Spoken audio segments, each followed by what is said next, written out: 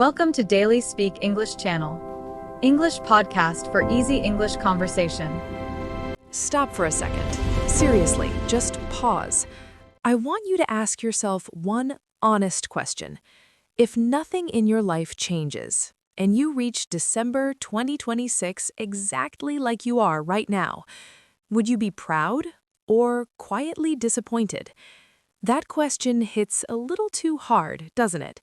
Because most people already know the answer, but they avoid thinking about it.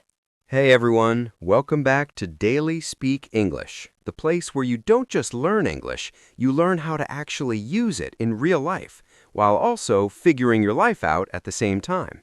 Yes, this is not just another English podcast. This is where real conversations happen about growth, fear, habits, and becoming a better version of yourself, step by step. I'm Daniel, And I'm Maya. and today's episode is something special because we're talking about your 2026 comeback. Okay, Daniel, before we go deep, I want to do something fun, but also uncomfortable. That sounds dangerous already. What is it? Simple question. From 1 to 10, how is your life going right now in 2026? Okay. But wait, there's one rule. Of course there is. You are not allowed to say 7. Why do you always do this? 7 is a perfectly valid number. No, it's not. 7 is the most dishonest number. That's harsh. No, think about it. 7 means I'm not happy, but I don't want to admit I'm unhappy. Okay, that's actually true. 7 is the safe zone. No risk, no honesty, just comfort. All right, I'll go first. If I'm being completely honest, I'd say I'm at a 5.5 right now. 5.5, that's very specific. Why not 5 or 6? Because I feel like I'm in between. I'm doing some good things, I'm moving forward, but at the same time, I know I'm still holding back. Holding back how? I'm playing safe, I'm avoiding risks, I'm delaying decisions, and deep down, I know I'm capable of more, but I'm not fully stepping into it. That's very honest. And I think a lot of people listening can relate to that. What about you? I think I'm at a 6. Okay, not bad, but also not great. Exactly. My life is fine. Everything looks okay from the outside, but inside, I feel like I'm repeating the same days again and again. That feeling is scary. Yeah, because it's not failure, it's something worse. Comfort? Yes, comfortable but stuck. And if you're listening right now, I want you to think about your number. Not what you tell people, not what you post online, but the real number. And when you remove 7, suddenly you're forced to be honest. You either admit you're struggling or admit you're doing well. No more hiding in the middle. Here's something most people don't realize. You're not stuck because life is too hard. You're stuck because life is too comfortable. That's such an uncomfortable truth. Because when life is painful, you change. But when life is just okay, you stay. Exactly. Your job is okay. Your English is okay. Your habits are okay. Nothing is broken, so nothing gets fixed. But also, nothing improves. There's a word for this: complacent. Yes, and it's dangerous. Complacent means you're satisfied with average, so you stop pushing yourself. You stop growing. You stop trying. You stop dreaming bigger. And the worst part? You don't even notice it happening. Because you don't choose this life. You slowly drift into it. One small decision at a time. I'll skip today. I'll start tomorrow. I'm too tired. And suddenly, months pass, then a year. And one day you wake up and think, how did I end up here? And then you try to change. You make a plan, you feel motivated, but after a few days, you fall short. And that moment hurts. Because it's not just failure, it feels personal. You start thinking, maybe I'm just not disciplined. Maybe I'm not good enough. And that's where the real danger begins. Because failure is not the problem. The meaning you give to failure is the problem. Failing once doesn't define you, but believing you were a failure, that changes everything. And for some people, it's not just small failure. It's rock bottom. That place where everything feels heavy, where nothing makes sense, where even small tasks feel impossible. And if you're there right now, we're not going to give you fake motivation. Because just be positive doesn't help. What you need is something real, small steps, honest effort, and patience. You don't jump out of rock bottom, you climb out, slowly. And here's something powerful. Your comeback becomes stronger when it's not just about you. Yes, when you have a reason bigger than yourself, you don't quit as easily. At some point, you have to break your pattern.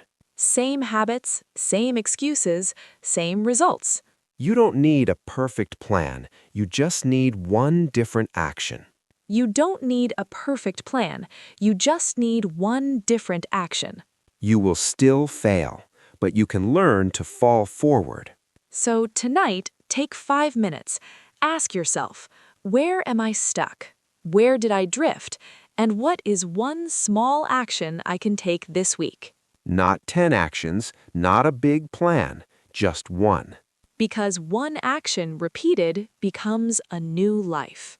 If this episode made you think, take a moment and like, subscribe, and share it with someone who needs a comeback.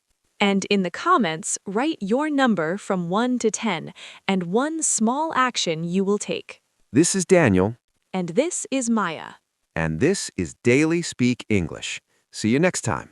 You know, Maya, something you said earlier really stayed in my mind. That feeling of repeating the same days again and again. Yeah, because it doesn't look like a problem from the outside. You wake up, you go to work, you come back, you scroll, you sleep. Nothing is wrong, but nothing is really alive either. Exactly. It's like your life isn't crashing, but it's also not moving. And the scary part is, you can live like that for years, not days, not months, years. And one day you look back and realize you didn't really choose your life. You just accepted it. That's such a heavy realization, because most people don't wake up and say, I want an average life. No one dreams about being average. But people slowly become average through small, comfortable decisions. Let's make this real for a second. Imagine someone listening right now. They want to improve their English. They have that dream, maybe to work abroad, maybe to speak confidently, maybe to change their life. But what do they actually do? They watch one video, feel motivated, then the next day, they're tired. Third day, busy. Fourth day, I'll start next week. And suddenly, 6 months are gone. And here's the painful truth. It's not that they didn't have time, it's that they didn't protect their priority. That's powerful, because we always say, I don't have time, but we always have time for what feels easy. So the real question becomes, are you building your life intentionally, or are you just reacting to it every day? That's such an important question, because reacting is easy, but creating your life takes effort. And effort is uncomfortable. Yes, and that's where most people stop. Let's talk about discomfort for a moment, because I think people misunderstand it. How? They think discomfort means something is wrong, like, I feel nervous, I feel tired, I feel unsure, so maybe I shouldn't do this. But actually, discomfort often means you're growing. Exactly. If you start speaking English more, you will feel awkward. If you start something new, you will feel confused. If you take risks, you will feel fear. But that doesn't mean stop, that means continue. And this is where people make a mistake. They wait to feel confident before they act. Yes, that's such a big mistake. Because confidence doesn't come first, action comes first. Confidence is built after, not before. So instead of saying, I'll start when I feel ready, you need to say, I'll start and I will become ready. That shift alone can change everything. Let's go deeper. Why do you think people avoid taking action? Let's go deeper. Why do you think people avoid taking action? I think it's fear, but not just fear of failure. Fear of being seen, fear of being judged, fear of looking stupid. That's so true, because when you try something new, you become visible. And people are scared of that. Let's make it real again. Someone wants to speak English in front of others. What's the first thought? They will laugh at me. Second thought, I'll make mistakes. Third thought, I'll embarrass myself. And because of these thoughts, they stay silent. But here's the truth. Most people are not thinking about you as much as you think. Exactly. Everyone is busy thinking about themselves. And even if someone judges you, so what? So what? That's the real question. So what? Is that opinion going to control your future? Is that moment more important than your growth? Probably not. But in the moment, it feels huge. Yes, emotions make small things feel big. That's why awareness is important. When you understand your fear, it loses some of its power. Exactly. You can say, okay, I'm scared, but I'm still doing this. That's courage, not the absence of fear, but action despite fear. And honestly, every confident person you see today was once scared. That's something people forget. They only see the result, not the process. They see someone speaking fluent English, but they don't see the years of mistakes behind it. They see success, but not the struggle. And that comparison can be dangerous. Yes, because comparison can obscure your progress. Exactly. When you only look at people ahead of you, you forget how far you've come. That's why sometimes you need to look back. That's why sometimes you need to look back. Look at your old self, your old level, your old habits. Even if the progress feels small, Small progress is still progress. small progress is still progress. And consistency beats intensity. Consistency beats intensity. Because people go all in for 3 days and then quit. Instead of doing something small for 30 days.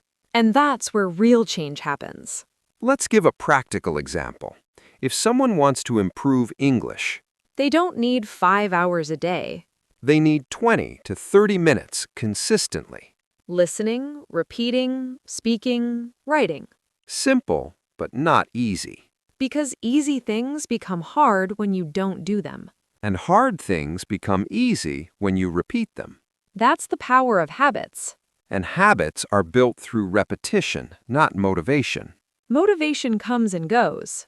But habits stay. So instead of asking, how can I stay motivated, ask, how can I build a system? That's a powerful shift. Because systems create results, not feelings. And when you have a system, you don't depend on your mood, You just follow the plan. even on bad days. Especially on bad days. Because bad days are where most people quit. But if you continue, even a little, you build trust with yourself. And self-trust is everything. Because once you trust yourself, you stop doubting every step. And when you stop doubting, you start moving faster. And when you move, your life starts changing. Slowly, but surely. And that's what a real comeback looks like.